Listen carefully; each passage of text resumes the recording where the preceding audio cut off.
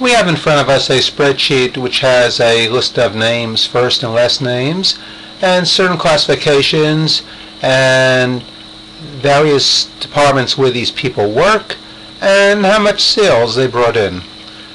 We're going to try to make sense out of this by utilizing a technique called conditional formatting. Conditional formatting can make the data easier to interpret,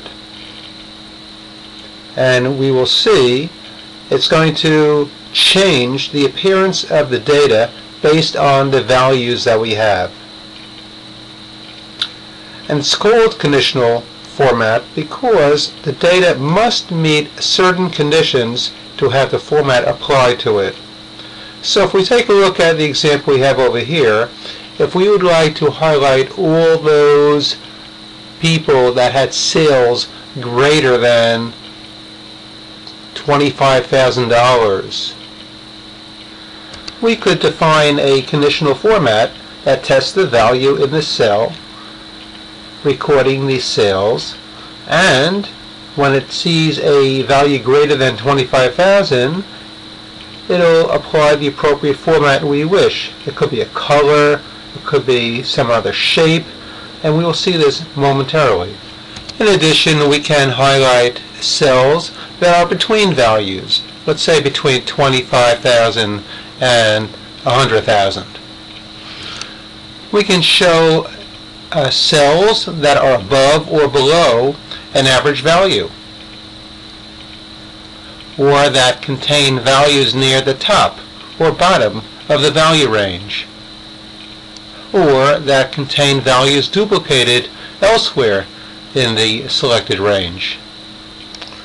Rather than talk about it so much, let's take a look and see how this can be applied. Our first example will be to look for sales greater than 25,000. So in order to do that, we highlighted the column we're going to be looking at. We will choose conditional formatting, and we'll take the first choice on top where it says highlight cells rules. When we click on this, we're going to also choose the first choice where it says greater than. As you can see, we can choose less than, between, equal, etc. But right now, let's choose the greater than, and we will type in 25,000. And notice automatically it fills in this case with light red fill with dark red text, what the results are. Let's click on OK, and there we have it. As you can see, this salesperson is greater than 25,000, greater than 25,000. On the other hand, we have the first salesperson, Joshua, sales of only 10,000. Now we can easily just run down to see what we have, and we can quickly spot who is producing more than the 25,000. Assuming we'd like to give a certain bonus to the top 10 performers out of this group of some 50 salespeople, we can easily determine that as well. We can again go to our conditional formatting. First, we can highlight the area over here as we did earlier, and we'll choose this time top bottom rules, in this case top 10 items, and there we go. These people are the top 10 performers.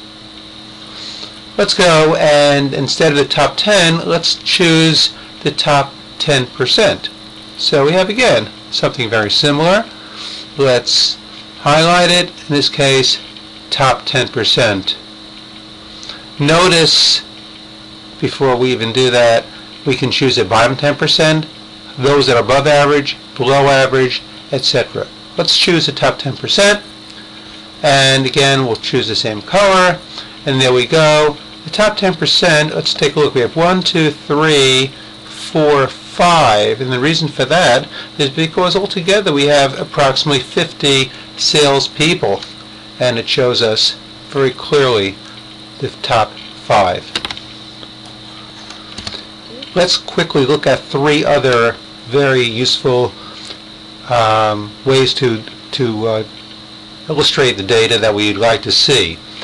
Go to conditional formatting again, and this time if we go down to data bars and we click, or let's just illustrate that, we see the bars represent the magnitude of the sales.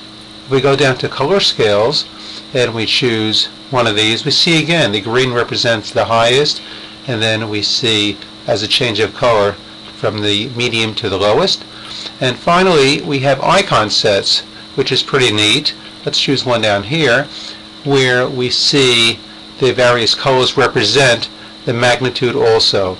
If that is not clear enough, we can choose arrows, and the arrows indicate the magnitude of the data as well. Feel free to experiment. There are many very interesting possibilities with the icon sets. Let's assume we'd like to highlight all those that have a certain classification. In this case, all those that have a classification of S1. We'll take the cursor, bring it to the appropriate column under classification, and we'll go to conditional formatting, and we'll go to highlight cell rules, and one of the choices there says text that contains. And let's click on that, and we'll type in whatever classification. In this case it's going to be S1 classification, and lo and behold, very quickly we have the result, all those that are S1.